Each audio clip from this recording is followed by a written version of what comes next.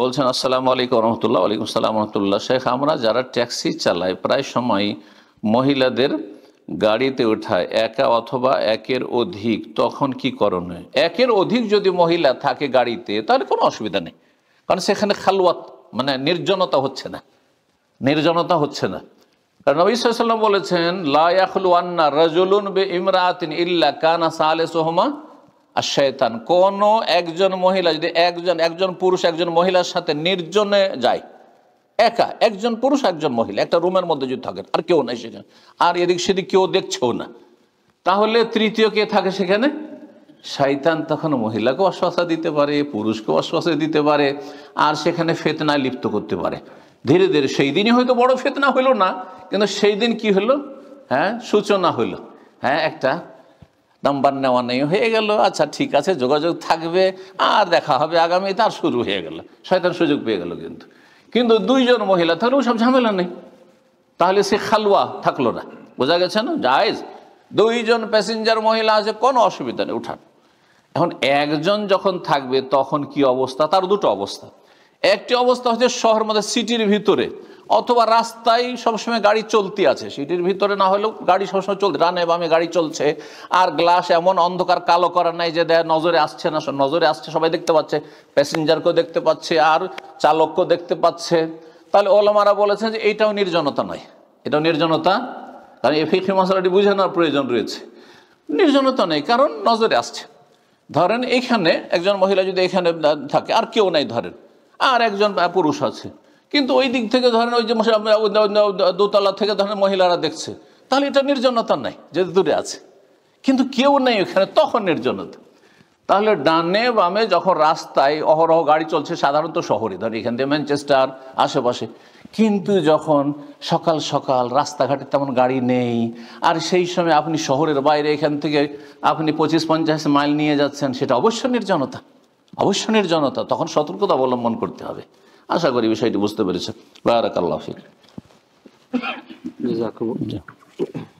হয়ে গেছে না? আরো কিছু আছে মানে আরো আছে? অথবা একের অধিক, তখন কি করেন বলে দিচ্ছি। আর অনেক সময় মদের দোকানে নামায় এবং মদের দোকান থেকে উঠায়, এ কারণে আমরা কি গুনাহগার হব? দেখেন, এর উত্তর আমার মানে বার্মিংহাম বললাম না, বার্মিংহাম ভাইয়ের মানে কেউ আছেন, একটি প্রশ্ন ছিল সেখানে, অথবা কোনো একটা আলোচনা তো হয়েছে, বিস্তারিত সেখানে আলোচনা করেছি। আপনি যখন একটা প্যাসেঞ্জারকে উঠাতে যাচ্ছেন, তখন যদি দেখেন যে এ এখন মাতাল হয়ে আছে মদ খেয়ে, বুঝতে পারছেন যে মদ খেয়েছে, তাহলে উঠানো জায়েজ না, তাহলে উঠানো আপনার জন্য জায়েজ নয়। কিন্তু উঠিয়ে নেওয়ার পরে যদি দেখেন আরে আরে উঠে এলাম, তারপরে গাড়িতে বসে চলতে শুরু করে, তখন দেখছেন যে তো মদ খেয়ে আছে, এখন আপনার করণীয় কি?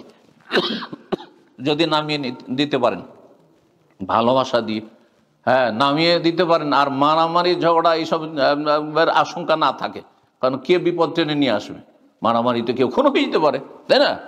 তো ওয়ালাতুল বেআইদিক মেলা, তাহলে নিজেকে ধ্বংসের দিকে ঠেলে দিও না। আপনি সহজে তাকে নামিয়ে দিতে বলেন, তাহলে নামিয়ে দেন, সরি টরি করে নামিয়ে দেন। আর যদি দেখেন নামাইলে মহা বিপদ হবে, আইনগত বিপদ হবে, অথবা আপনার কি তার পক্ষ থেকে বিপদ, মারামারি হয়ে যেতে পারে, তাহলে ফাত্তাকুল্লাহ মাস্তাতাত, কুন্না নানহারিফা নাস্তাগফির, আল্লাহর কাছে ক্ষমা চান যে আল্লাহ রব্বানা লা তুআখিযনা ইন নাসিনা ওয়া আখতানা, আমি ভুল করে উঠিস, আমি জানতাম না যে এরকম অবস্থা আছে। কথা বোঝা গেছে? আর যখন আপনি একটা প্যাসেঞ্জার উঠালেন, ভালোই প্যাসেঞ্জার উঠালেন, গিয়ে মদের দোকানের সামনে নেমে গেল অথবা পতিতালয়ের সামনে নেমে গেল, আপনার এই দায়িত্ব নেই কে কোথায় নামবে না নামবে। বোঝা গেছে না? সে তার সামনে নেমে, তার বাসা থাকতে পারে সেখানে, তার কোনো প্রয়োজন থাকতে পারে, আপনার এই দায়িত্ব আপনাকে চাপানো হয়নি যে আপনাকে সব তদন্ত কোথায় নামবে, কি কাজে যাচ্ছ, এসব শরীয়তের দায়িত্ব দেওয়া হয়নি। বুঝতে পারছেন? জি, মধ্যম পন্থা অবলম্বন করবে। আচ্ছা, সে মদের দোকানের সামনে থেকে উঠলো, মদের দোকানের সামনে একটু অচেনা মানুষ, আমার মতো বাইরের লোক, কোথায় মদের দোকান আছে আর কোথায় কি আছে আমি জানি, একটা জায়গায় আমাকে গাড়ি ধরতে হবে, দাঁড়িয়ে আছে, হতে পারে পেছনে মদের দোকানও থাকতে পারে, তাই বলে আমাকে উঠাবেন না নাকি? বুঝছেন না? তাহলে জরুরি নয় যে মদের দোকানের সামনে থেকে উঠছে সেই জন্য সে মদ খেয়ে উঠছে অথবা সেখান থেকে বেরিয়েছে, এটাও কোনো জরুরি নয়, সুতরাং প্যাসেঞ্জার উঠাতে পারবেন। মদের বোতল ফতুল নিয়ে উঠছে আর দেখছেন তার হাতে মদের বোতল ফতুল আছে, তখন আপনার জন্য উঠানো যায়, এগুলো বহন করা তখন জায়েজ হবে না। বুঝতে পেরেছেন? তাহলে এর বিভিন্ন অবস্থা হইতে পারে, আপনাকে অবস্থা বুঝে ব্যবস্থা নিতে হবে এবং শরীয়তের হুকুম নির্ধারণ হবে, ঢালাওভাবে বলে দিলে হবে না। জি, বারাকাল্লাহু ফিক।